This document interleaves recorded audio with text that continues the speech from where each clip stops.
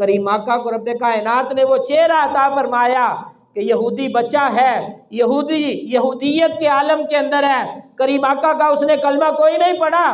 کریم آقا کا دیدار کر لیا، کریم آقا علیہ الصلوۃ والسلام کے چہرے بارونق کو دیکھ لیا۔ وقت آیا کہ اللہ رب العزت کی طرف سے بلاوا آ گیا، وہ بچہ جو ہے بیمار ہو گیا، مرنے کے قریب ہے، والد قریب آیا، اس نے کہا تو میرا اکلوتا بیٹا ہے، تو میرا اکیلا وارث تھا، تو بیمار ہے، مجھے لگتا ہے کہ تو صحت یاب نہیں ہوگا، اگر کوئی خواہش ہے تو بتا، میں تیری پوری کروں گا، اگر کوئی خواہش ہے تو بتا، تیری خواہش کو پورا کیا جائے گا۔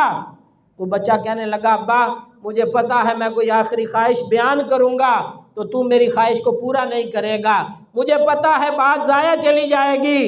لیکن اس کے ابا نے کہا میں ضرور پوری کروں گا۔ اس نے کہا اگر تو میری خواہش کو پورا کرنا چاہتا ہے تو میں نے اللہ رب العزت کے نبی کا دیدار کرنا ہے، اللہ رب العزت کے نبی کو دیکھنا ہے، اللہ کے آخری پیغمبر اور رسول کو میرے پاس لے آ۔ کریم آقا علیہ الصلوۃ والسلام کو پیغام ملا، پیغام دیا گیا کہ آپ کے چہرے کا ایک عاشق ہے، آپ کا چہرہ اس نے دیکھ رکھا ہے، مرنے کا وقت جو ہے وہ قریب ہے، وہ بچہ آپ کو دیکھنا چاہتا ہے، اپنے آخری وقت کے اندر آپ کو دیکھنا چاہتا ہے۔ کریم آقا علیہ الصلوۃ والسلام نے فرمایا صحابہ چلو ہمارے ایک دوست نے ہمیں بلایا ہے، صحابہ کرام کی جماعت کو ساتھ لے کر نبی علیہ الصلوۃ والسلام اس یہودی کے گھر آ گئے، بچے کے سامنے آئے تو وہ یہودی بچہ مرنے کے قریب تھا، تکلیف اتنی کہ آنکھیں جو ہے وہ تکلیف سے کھول نہیں سکتا، کہ کریم آقا علیہ الصلوۃ والسلام سامنے آئے، اس بچے کا چہرہ حشاش بشاش ہو گیا، اس نے آنکھیں بھی کھولی، نبی علیہ الصلوۃ والسلام کے ساتھ باتیں بھی کی،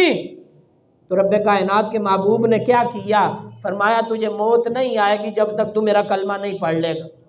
کیا؟ تجھے موت نہیں آئے گی، تجھے موت تیرا کچھ نہیں بگاڑ سکتی جب تک تو میرا کلمہ نہ پڑھ لے۔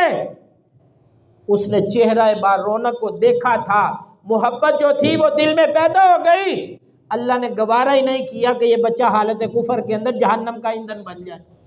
محبوب کبریا نے فرمایا بچے کلمہ پڑھ، کلمہ پڑھا، مسلمان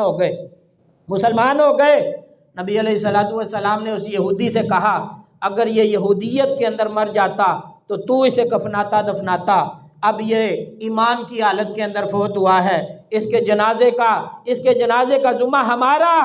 ہم اس کے کفن دفن کا انتظام کریں گے۔ صحابہ کرام فرماتے ہیں نبی علیہ الصلوۃ والسلام آپ نے جب جنازے کا اہتمام کیا تو ہم نے اپنی آنکھوں سے دیکھا صحابہ کرام مدینہ المنورہ کے گرد و نواح سے جتنے صحابہ تھے سب نے اس جنازے کے اندر شرکت فرمائی، کسی نے یہ نہیں پوچھا کہ یا رسول اللہ اس نے کوئی نماز نہیں پڑھی، یا رسول اللہ اس نے کوئی روزہ نہیں رکھا، یا رسول اللہ دین اسلام کے مطابق اس نے کوئی کام نہیں کیا، آپ اس کا جنازہ پڑھا رہے ہیں، اس کا جنازہ کیوں پڑھا رہے ہیں؟ اس نے صرف کلمہ پڑھا، کیا یہ جنت میں جائے گا؟ محبوب کبریا کی محبت ہی جنت میں جانے کا سب سے بڑا ٹکٹ ہے، محبوب کبریا کی محبت ہی جنت میں جانے کا سب سے بڑا ذریعہ ہے۔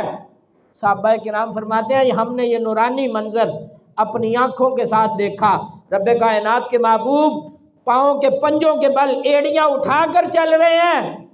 صحابہ کرام فرماتے ہیں یا رسول اللہ آپ ایسے کبھی نہیں چلے، آپ پنجوں کے بل چل رہے ہیں، ایڑیاں اٹھا کر چل رہے ہیں، کیا وجہ؟ محبوب نے فرمایا اس جنازے کے اندر عرش اولیٰ کی بلندی کے جو فرشتے تھے تمام کے تمام جنازہ میں شرکت کرنے آئے، مجھے پاؤں پورا رکھنے کے لیے جگہ میسر نہیں تھی۔